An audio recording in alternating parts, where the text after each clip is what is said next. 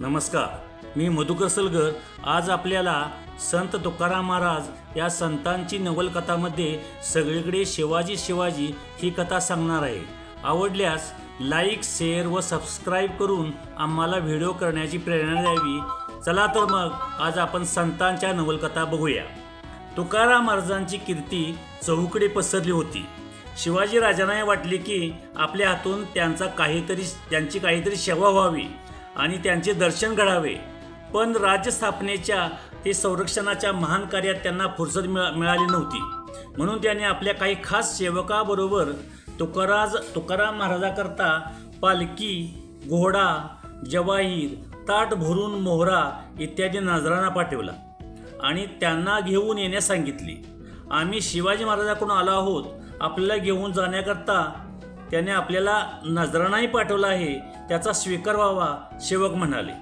शिवाजी राजांची महान कार्य चालू आहे, त्यांच्याकडून तुम्ही आलात, आनंद वाटला, थोडी विश्रांती घ्यावी असे म्हणून तुकोबांनी त्यांना गुळपाणी वगैरे दिले। थोड्या वेळाने सेवकांनी नजराणा त्यांच्यापुढे ठेवला। बाबांनो, याचा मला काय उपयोग? सोने आणि माती आम्हा समानही चित्ती। पालखी आणली आहात तुम्ही, छान पालखीत बसून मी हिंदू बनता। माझा अवतार, माझा पोशाख पाहिलात ना तुम्ही, रोडके हातपाय दिशा वकळा, काय तो सोहळा दर्शनाचा। आणि आमचे दर्शन घेऊन काय फायदा? त्यांना म्हणावे, पंढरी रायाचे दर्शन घ्या, विठ्ठलाचे नाव घेत राहा, तेनेच आम्ही सुखी। तुकाराम महाराजांच्या निरीच्छपणाचे आणि प्रखर वैराग्य वृत्तीचे त्या सेवकाला फार नवल वाटले। सर्व नजराणा घेऊन ती मंडळी परतली आणि त्यांना शिवाजी महाराजांचा संदेश कळवला। तुकाराम महाराजांचे दर्शन घेण्याकरता आपण स्वतः जावे असा शिवरायांनी विचार केला आणि पुण्याजवळील लोहगावी ते गेले। शिवाजीराजांनी तुकोबांची गाठ घेऊन मोठ्या आदराने आणि नम्र भावाने त्यांच्या पायावर डोके ठेवले आणि प्रेमाने त्यांना आलिंगन देऊन विचारपूस केली। तुकाराम महाराजांचे कीर्तन ऐकण्याकरता शिवाजीराजांनी त्या रात्री तेथेच मुक्काम केला। रात्रीचे कीर्तन ऐकून शिवरायांचे मन भारावून गेले, त्यांची वृत्ती पालटली आणि वेगळेच विचार त्याच्या मनात उद्भवू लागले। त्यांना लोहगावी तुकोबांचे कीर्तन ऐकण्याचा छंद जडला।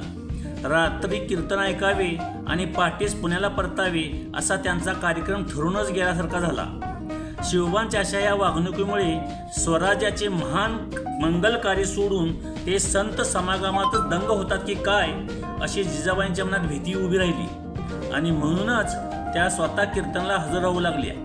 यावेळी बुवानी परमार्थावर लक्ष खिळवून शास्त्रधर्म आणि राजधर्म या संबंधीची कर्तव्य कशी पार पाडता येतात त्याचे सुंदर निरूपण करून शिवबांना त्यांनी कर्तव्य सन्मुख केले।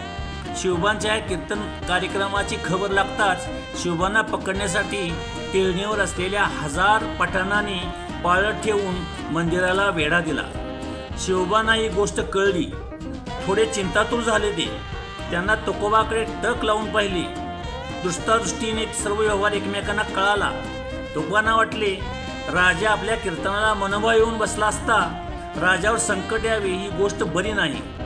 स्वराज्याचा संस्थापक, गुरु ब्राह्मण प्रतिपालक, हिंदू धर्माचा संरक्षक आणि अशावर संकट, छे छे छे छे असे मनात म्हणून पांडुरंगाचे चिंतन करून तुकोबांनी त्याच्या नावाचा गगनभेदी गजर सुरू केला। त्यातच लोक बाहेर पडू लागले। पण काय चमत्कार, जो मनुष्य बाहेर पडेल तो शिवाजीच दिसू लागला। पठाणांना सारे शिवाजी दिसू लागले। असे 1000 शिवाजी बाहेर पडले। चौकडे शिवाजी पकडायचे कोणाला ही विवंचना प्रत्येक पठाणाला पडली आणि अशा धावपळीतच खरे शिवाजी राजे केव्हा आणि कसे बाहेर पडून पसार झाले हे कळाले देखील नाही कोणाला। तुकोबाच्या पुण्यप्रतापाने आणि शिवबाच्या त्याच्यावर आलेले विघ्न टळलं। Thank you. Please like, share and subscribe. Thank you.